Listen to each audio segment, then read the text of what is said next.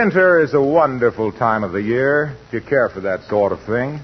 Some people like to stay home by the fire. Others like to go out and skate for hours on end. They don't even care which end. And here at 79 Wistful Vista are two of our favorite winter sports, Fibber McGee and Molly.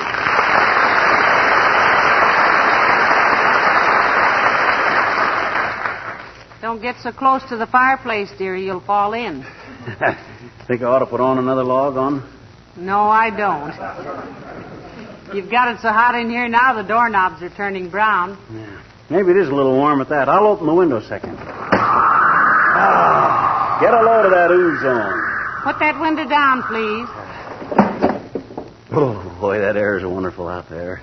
Well, leave it out there. Don't bring it in here. This is the kind of a night for a long walk, you know it?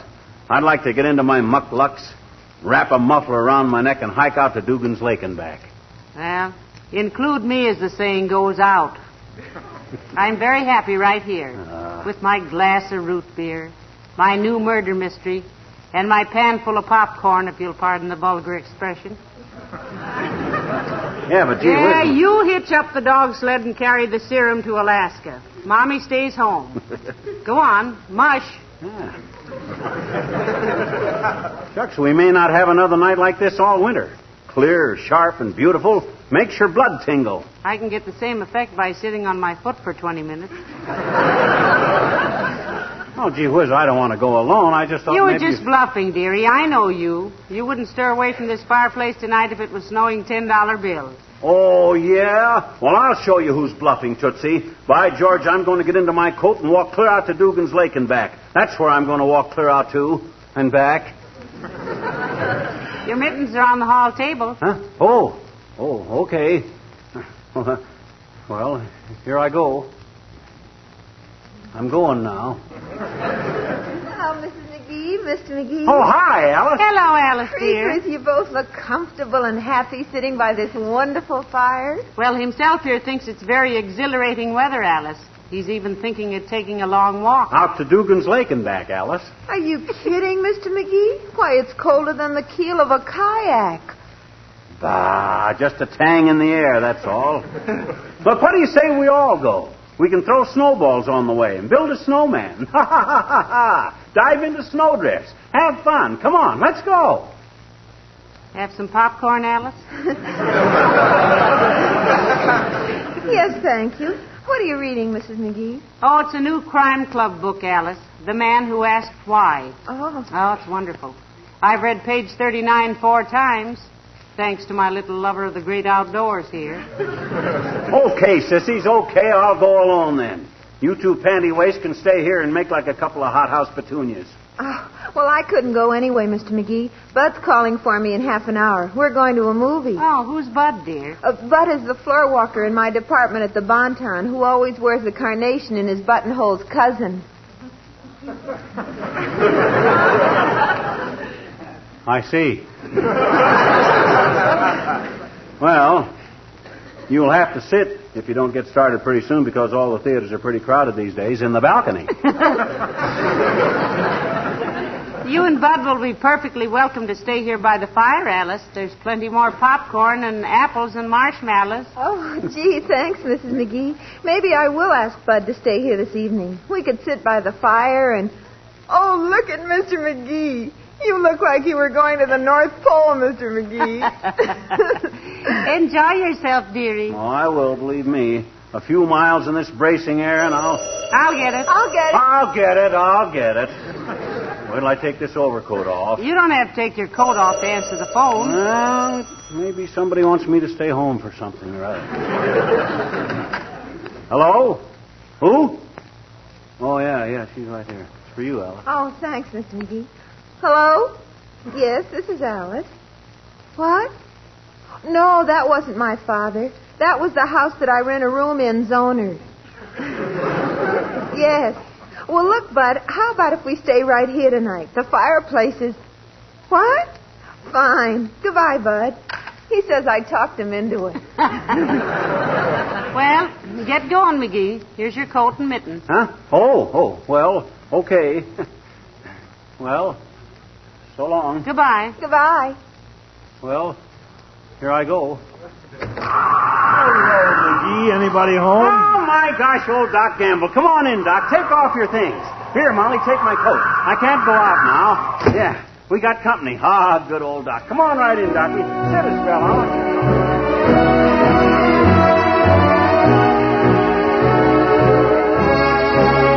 Well, this has all been very nice, but I don't want to upset any of your plans. I see little Bucklewart here is all dressed up to go out. Ah, forget it, Doc. Stick around. I'm just going out for a little stroll is all. Nothing important. A little stroll? In this blizzard? Why, your ears would drop off before you got to the corner. Not that wouldn't be a facial improvement. Yeah? He says he's going to walk out to Dugan's Lake and back, Doctor. Creepers, that's quite a hike. I rode out there once on the back of a fellow I knew at the airplane plant named Ozzie Simpson's motorcycle. And was it ever rugged? Oh, you said it. Oh, sure. You're all making a lot of fuss about a little walk in the crisp winter air. I like winter walking.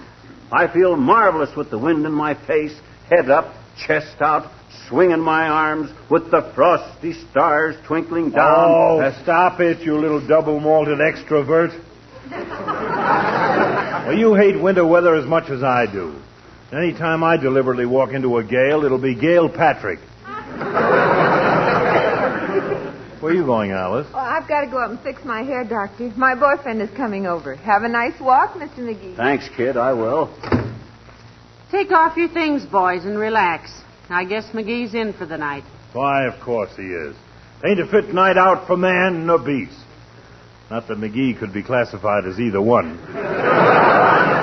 I never heard such a lot of silly nonsense about a little walk in the fresh air. Okay, go ahead, Deep Freeze. We'll give you a 10-minute start, and then we'll send out to St. Bernard's. What a switch that is. The dog's going to you.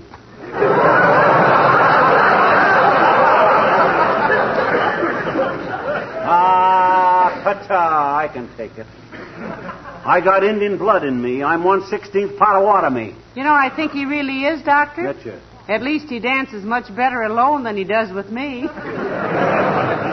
Well, if he's 1/16th Indian, my mummy was an Egyptian. Well, what does it prove, anyway?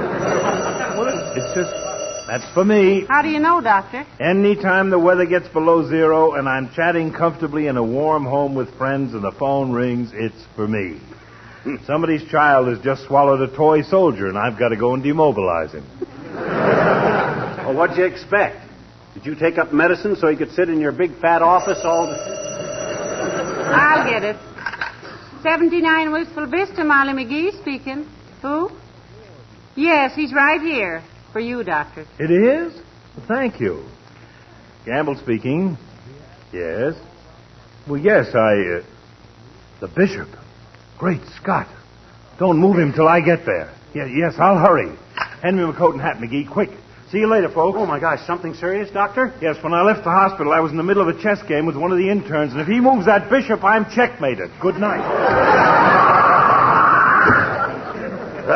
Hold out there.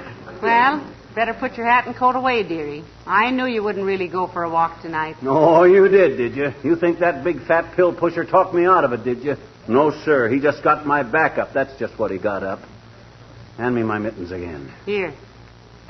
Hey, wait a minute. You don't think I ought to stay till Alice's boyfriend gets here? Oh, no. You run along, or I'll begin to suspect you of deliberately stalling. Why, Molly, how could you think such a thing? Much less say it. Why, I've been just waiting for a night like this, with the lacy branches of the trees glittering with ice, Oh, my. with the clean, fresh air blowing through these mittens that have got a hole in them. Did you know it? I'll mend them when you get back, sweetheart. Have a nice walk. Huh? Oh, I sure will. Well, so long. Hello there. Anybody home? Oh, well, hi, Junior. Come on in. Hey, Molly, here's Wilcox. Hold out there. Yeah. Say, I don't want to break up anything, Mac, if you were going out. Hello, Molly. Hello, Mr. Wilcox.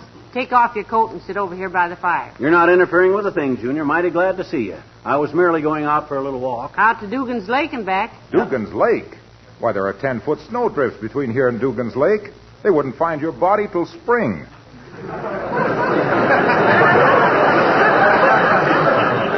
Why, it's so cold out, General Grant's statue is flapping his arms. Oh. Please, Junior, you know I don't like to hear people exaggerate.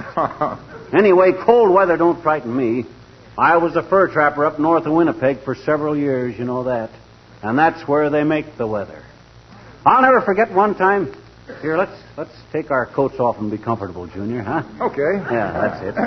I'll never forget the time I was running my trap line and I smacked into a blizzard 32 miles from my cabin. Gee, was it cold? Was it cold? Junior, it was so cold the teeth in my pocket comb were chattering. The smoke from my campfire froze solid before it got 5 feet in the air. Just kind of congealed and fell over on the ground. And that's what saved my life. Tell us about it, McGee, as if anybody could stop you. Well, sir, quick's a flash. I piled peat on the campfire. Peat? That's a kind of an inflammable turf, isn't it? Yeah, but I was referring to Pete Umguk, an Eskimo that was working with me that season. I threw Pete on the fire because he was wearing a sheepskin coat that would make a big smoke, you see. Well, sir, fast as the smoke froze and fell down, I'd grab it and start piling it up. You ever handle any frozen smoke? No, but we've heard a lot of hot air that was pretty solid.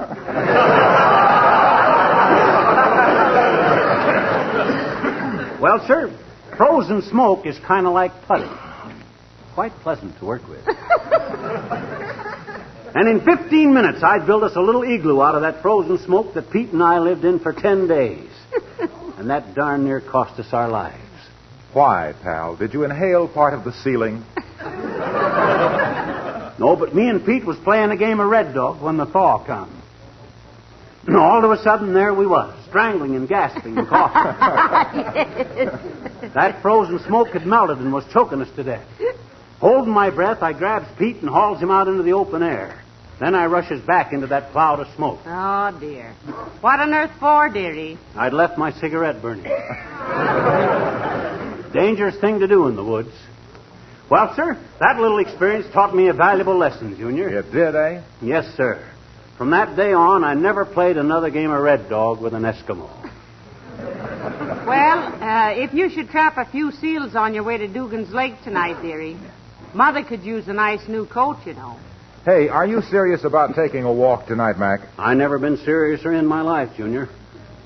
There's nothing better for the inside of a man than the outside of a house, I always say. Remember, all our famous men have been great walkers. Oh, I don't know, dearie. You know, Christopher Columbus rode a boat. Paul Revere rode a horse. And Fred Allen rides Jack Benny. Yes, and don't forget that for a while walking met a great deal of opposition, too. What do you mean, opposition? Whom from? Housewives. Uh-oh. Oh, how do you like that? I ran into that with my big fat eyes wide open. Why can't I ever... Well, what I mean is housewives used to complain about people walking over their kitchen linoleum, tracking it up with mud and snow and rain. But that was before they discovered Johnson's self-polishing glow coat. You're not whistling Dixie, Mr. Wilcox. Yes, you know that housewives now, they know that spilled things and foot tracks can be so easily and quickly wiped off a Johnson glow-coated linoleum. Why, now they welcome the milkman on a muddy day. Yeah, they do if he's got any butter, anyway. Otherwise, they might... In fact, you know, glow coat is one of the great labor-saving devices of the 20th century. No rubbing, no buffing. Just spread it around and let it dry. No fuss, no fume, no fret, no more popcorn. No. Now, McGee just ate the last handful, Mr. Wilcox. Can you wait till I pop some more? No, thank you. I've got to get along home. My wife promised me we were going to have crab bluey for dinner tonight. Oh, well, trot along, Waxy. Don't keep him waiting.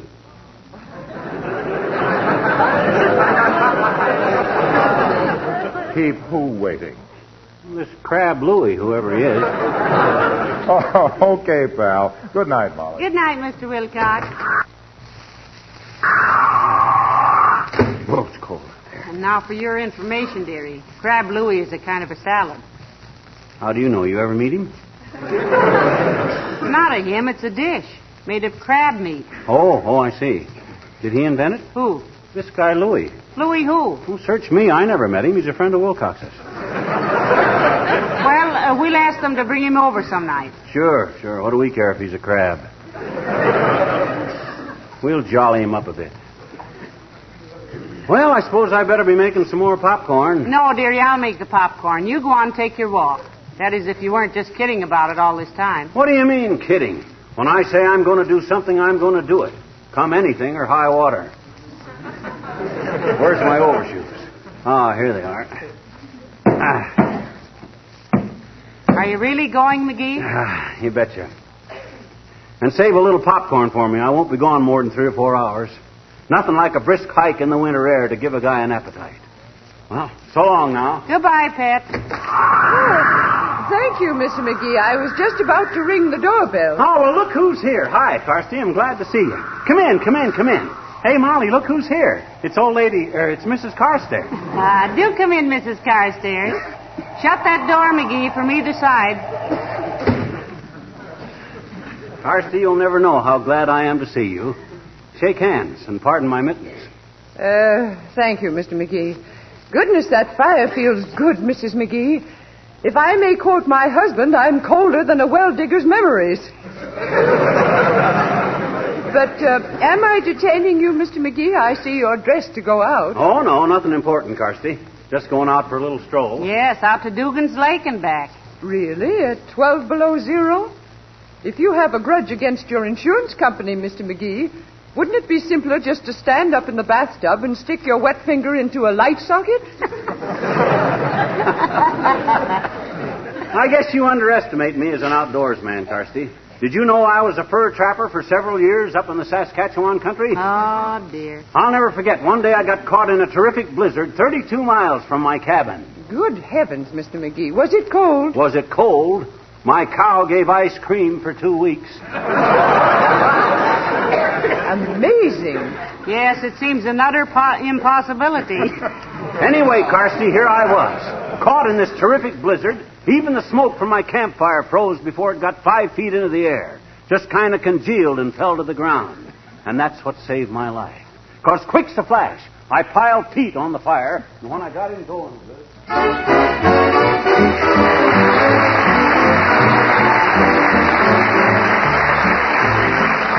The King's Men sing Yatata Yatata. When I put my arm around you and we're going for a walk, must you yatata, yatata, yatata, yatata, talk, talk, talk? When we're sitting close together in a cozy taxi cab, must... Yes, sir.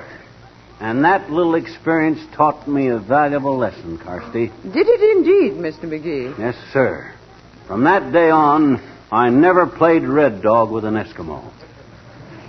Wasn't that an interesting experience, Mrs. Carstairs? It really was, my dear. And while it might seem incredible to some, I happen to know it's true.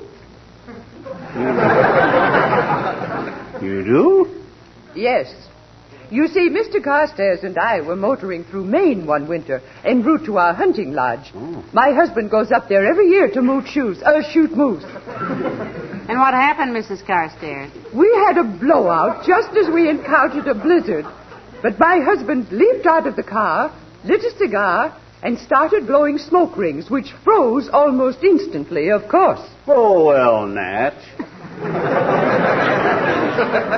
Finally, he blew one the exact size of our tires, mounted it on the rim, and we reached our hunting lodge in the nick of time.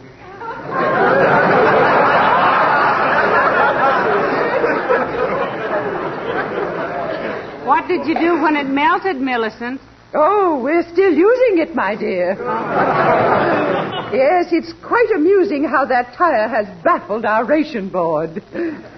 And do you know, every cold winter day since that time, my husband has smoked rough-cut tobacco. What for, Carsty? He's trying to blow a smoke ring with a tread on it.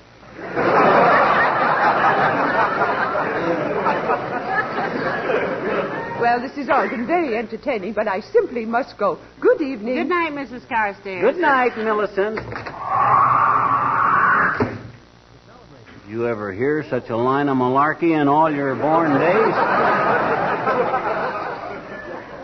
Who does she think she's kidding with that smoke ring stuff?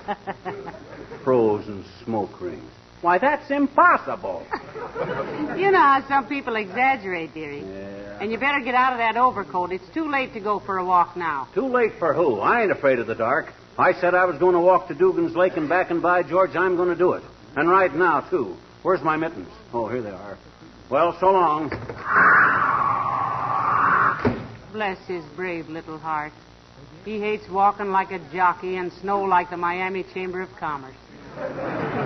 But he'll trudge out to Dugan's Lake like a little man. Hey, Molly, look who I found coming up our front walk. Old civic virtue himself. Come on in, Latrivia. Old man, come on in. Quit shoving me, McGee. Good evening, Mr. Mayor. Good evening, Mrs. McGee, though it certainly is a bit of cold one. Yeah, it's cold, but it's stimulating, boy.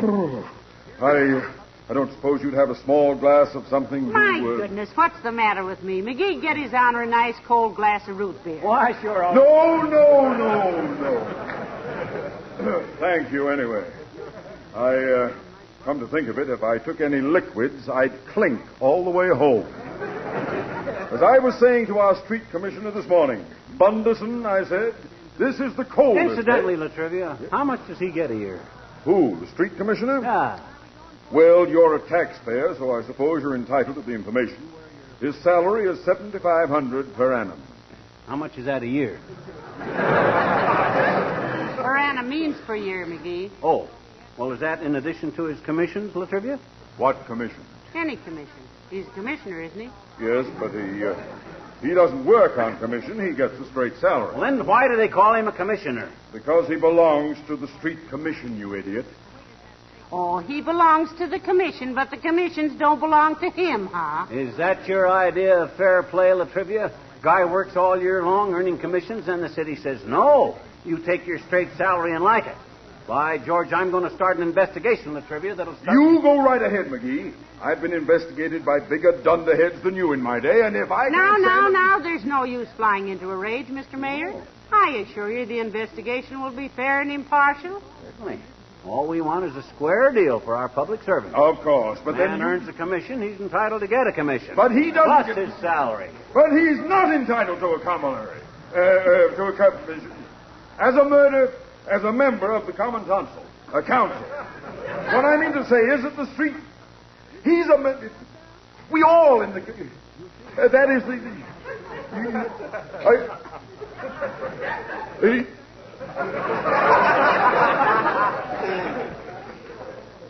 McGee.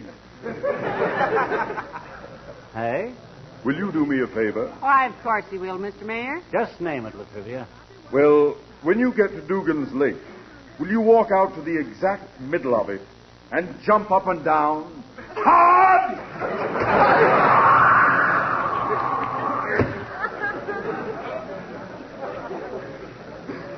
Now, there goes a very thoughtless guy. I don't suppose he ever stopped to think what might happen if I jumped up and down on the ice on Dugan's Lake. Pretty thin out there in the middle. Fella could bust right through. Oh, well, he didn't know what he was saying, most likely. No.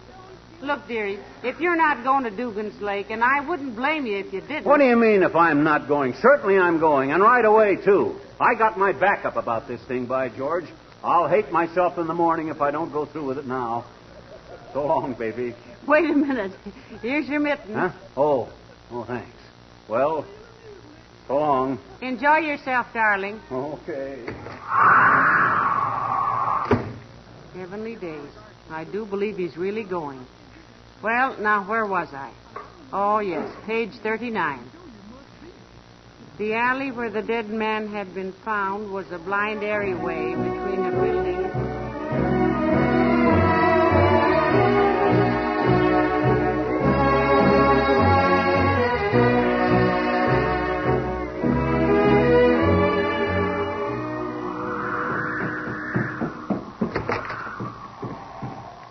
Hey, Molly, I'm home, safe and sound. What time is it? Oh, hello, dearie. It's just 10:30. You've only been gone 3 hours. Did you enjoy your walk? Oh, it was marvelous. I'm pretty tired, but it was worth it. Did you ever see the moonlight on Lake Dugan in wintertime? Oh. I'm telling you, it's a spectacle. The stillness, the blue shadows of the trees on the dunes, Oh. the swoop of a night owl over the drifted snow. By George, Molly, it's an experience that I'll never forget. I'll get it, McGee. You must be completely worn out. Sit down and rest, sweet. 79 Wistful Vista, Molly McGee speaking. Yes? Who? Oh, he did? Oh, well, thank you very much, I'm sure. Goodbye. It was Kramer's drugstore, McGee. Kramer's drugstore. What'd they want? They said to tell you left your mittens on the pinball machine.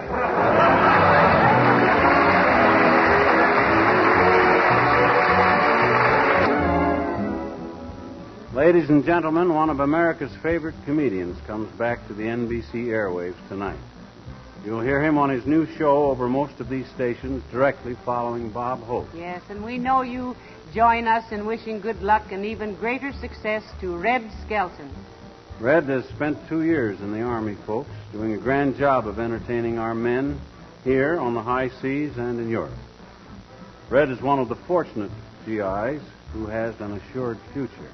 But there are thousands and thousands of men who will for many years be dependent on you and us for hospital care, for rehabilitation and return to civil life. And there's a debt of honor we owe the families of those who lost their lives in our service.